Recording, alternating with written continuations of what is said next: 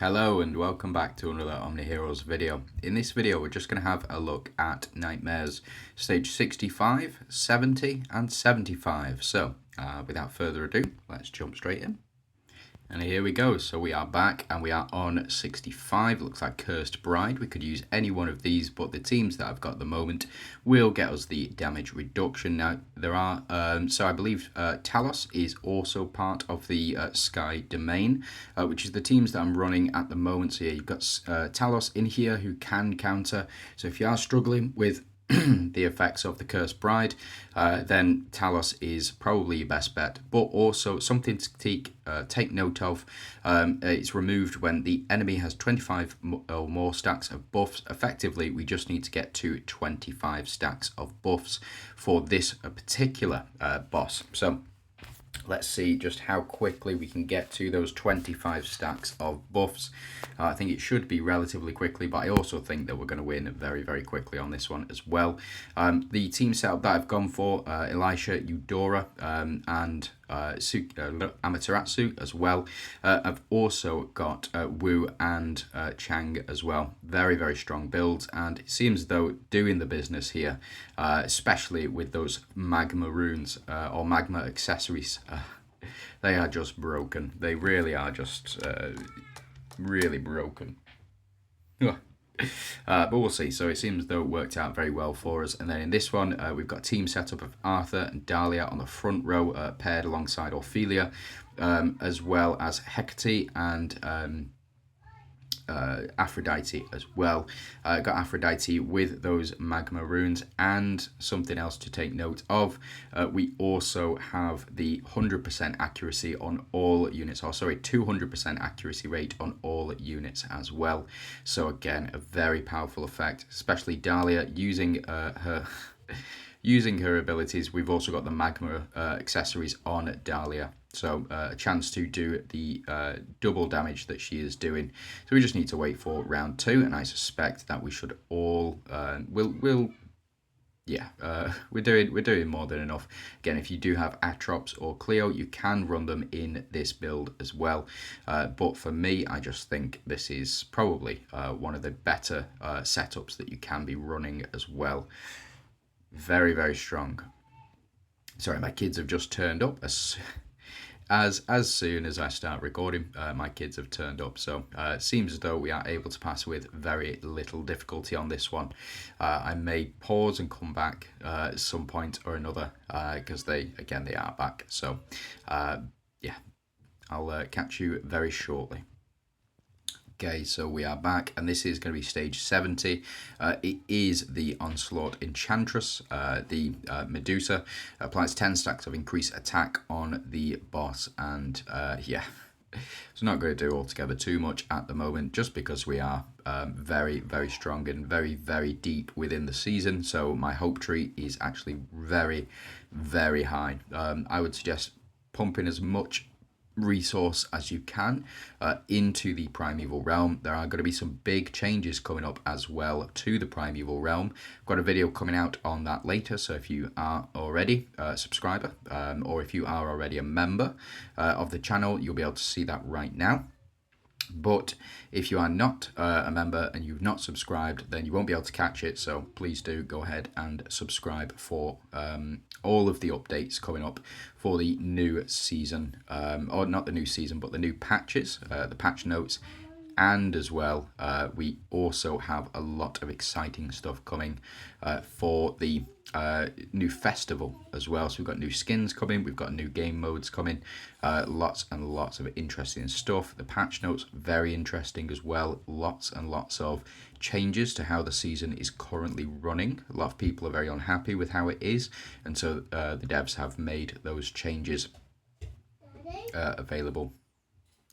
Hold on. Sorry about that. There is, yeah, there's always, whenever I sit down to record, it's just like a sixth sense. It just goes off. Ping, we've got to go and... Hold on. And here we are back. So yes, we are on 75. So let's have a look at this 75 boss. Immune to all damage, but loses 1 HP when using basic attacks. We want as many units attacking the back row as possible because we want to do as much damage to this boss as we can with the first couple of hits. And I believe that it'll be Mystifier's damage that does the most. But we'll do some checking first, and then we'll jump in with some proper team builds, and then finally we do have the Cursed Bride, a much easier boss to take down. The reason for that is because the boss loses 1% of its max HP when it is dealt basic attack damage. So we'll just have to see. It may be that this one is the Mystifier's one and the other one is the Ethereal's build that we're going to go with. So we'll do some checking and then we'll take it from there. Right, so I think this should be fine, but Dooms and Avengers seem to be the way forward, but we'll have to see. So bear with me, let me build some teams, and then we'll jump in. And here we go. So we've just jumped back in, and these are the team setups that I've gone for. We do have Leviathan. She is the most recent unit to be added to the Oracle shop. So, well, besides Amaterasu will be coming, I believe, tomorrow, as of about 5 p.m.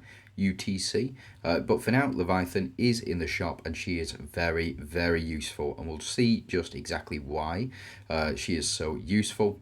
We do have Dahlia and Atrops on the front row.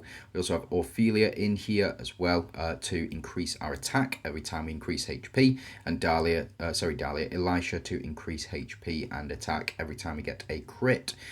Now, with regards to relics, just gone for bare minimum. I've gone for the 300% Dooms. I've gone for Splash Axe to get as much damage on this boss as we can. And then we've got the Healing Spear and the Wings as well as the Speed. Increases speed by 50% and increases speed by 50 as well. So the next team, this is a bit easier to run, and the reason for that is because of this counterattack horn right here. The more counterattacks we do against these toxic spiders, the better off we will be. We do have Wukong, who is a basic attack master. We have Mulan as well, who does a lot of basic attacks. We also have Tsukiyomi to steal attack, Catherine to provide as much corrode on enemies as possible, and Gaia as well to do a lot of corrode damage and build up our damage reduction and increase our damage boost as well.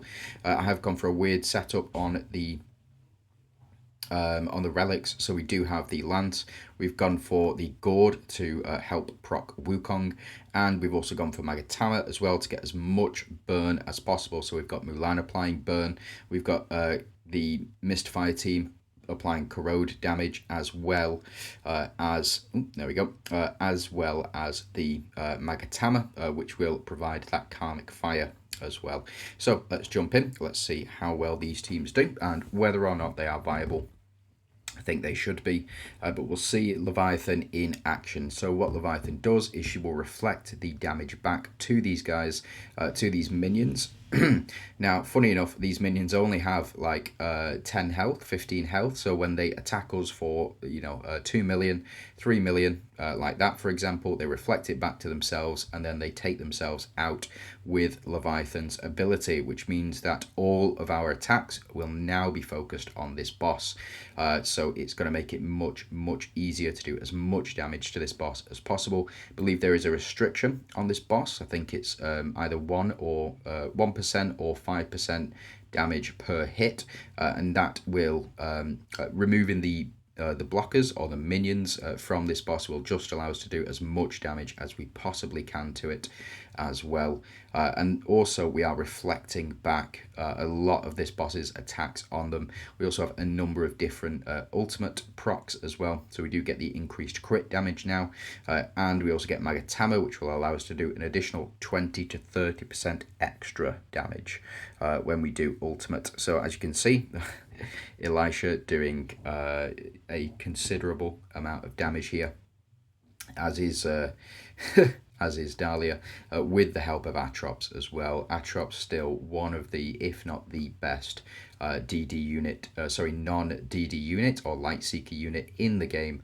And as you can see, doing plenty of damage to this boss with all of our reflect.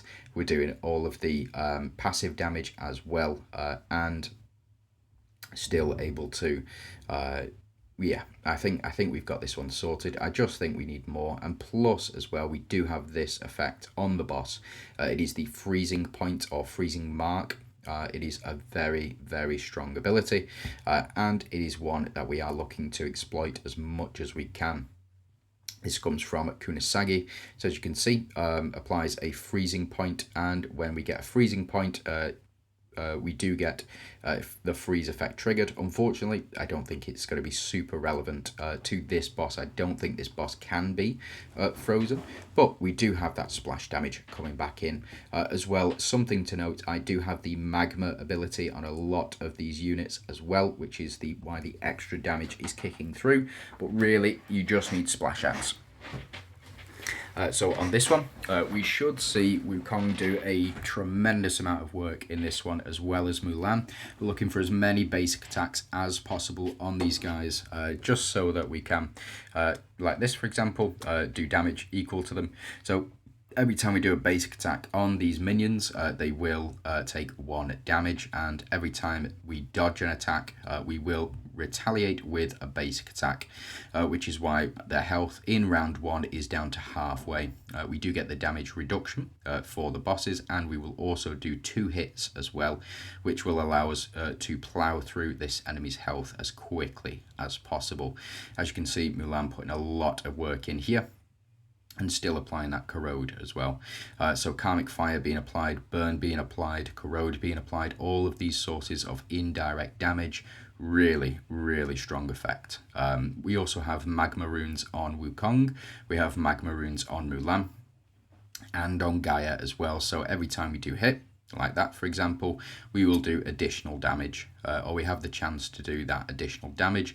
Hopefully it will be enough in order to power through. As you can see, doing 32,000 from Tsukiyomi already. A very, very strong unit indeed. I wouldn't say better than Gaia. I would say if you're going to prioritize a unit on this team, you prioritize Gaia, then Mulan, and then probably Wukong or Tsukiyomi. I'd say for this season, Wukong is absolutely a killer. He really is powerful this season. And as you can see, doing lots and lots of damage to this enemy boss here. So realistically, we only need to do 20% of this boss's HP, because by the time round 10 comes, if the boss makes it to round 10, we will in fact be able to take those minions down again, and the boss will receive 40% damage to their health. So it is one way of completing it. Now I think we should be okay here. Yeah. Tsukiyomi to do the business here, and Mulan to follow up with all of these basic attacks as well. Catherine to do a little bit reasonable damage, but Mulan really putting the work in here. We've got Magatama and Wukong to do absolutely huge damage, and it still just applying as much indirect damage as we possibly can to this enemy boss. The artifacts we've gone for, again, we've increased slot 5 damage, which was Wukong at the start of battle, so we did get that increase. We do have the counter-attack horn and the Mystifier's damage as well. Very, very strong. So again, Mulan applying all these basic attacks, Wukong doing all this basic attack damage. Very, very powerful. And as well, don't forget, every time this boss attacks us and we dodge an attack, firstly, we have the chance to do a basic attack, but also we will use up this 200 energy over here to do as much damage back to this boss as possible. And as you can see, we've done more than 20% HP to this boss already. So we are really just looking to finish this boss off now. Potentially, if it does go to round 10, the minions will come back. But once we kill those minions, or once we defeat those minions, we will in fact take off 40% of this boss's HP, and this boss is well below that 40% HP mark at the moment, so that is the safety net. We just need to take those minions out as quickly as possible. So we're up to round 6, and boss again is still down to probably about, what, 2/5 health, something like that. But that is, it just means that we've effectively secured the victory. So we're up to round 7, and then we should see this boss's minions come back in 2 or 3 rounds here. And we're still up to 200 energy as well, which means every attack that we do, or every attack that we dodge, we will retaliate with an ultimate attack as well. So a powerful ability indeed. that retaliation and the Grace of Shadows skill here, consuming that 100 energy per dodge, and then we can retaliate with a basic attack after. But Wukong seems to have a lot of damage covered already. No dodge on that one, unfortunately, but we'll just have to see. So we get Gaia to finish what she needs to. We'll do 2, maybe even 3. Yeah, so we get the 3 in with Gaia.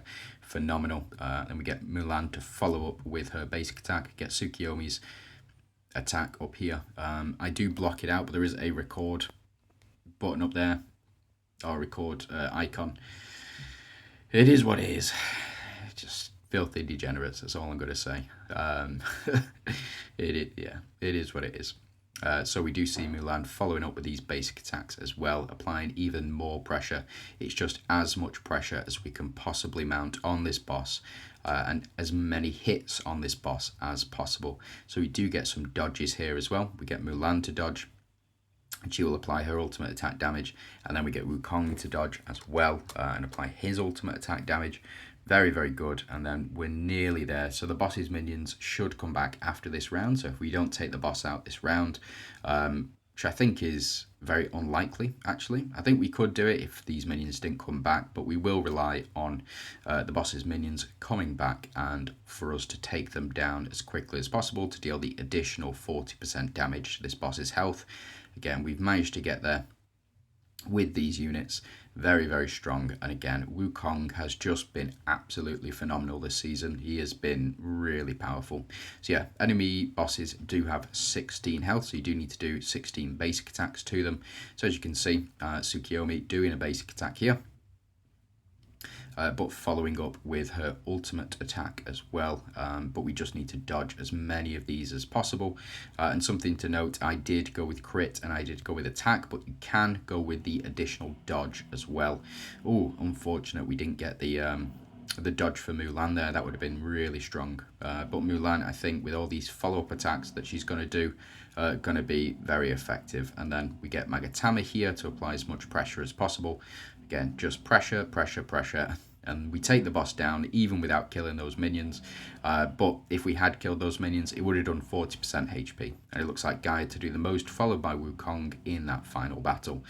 So yeah, that is 75 cleared. Thank you very much for watching. I do hope I have been helpful, or if not, entertaining.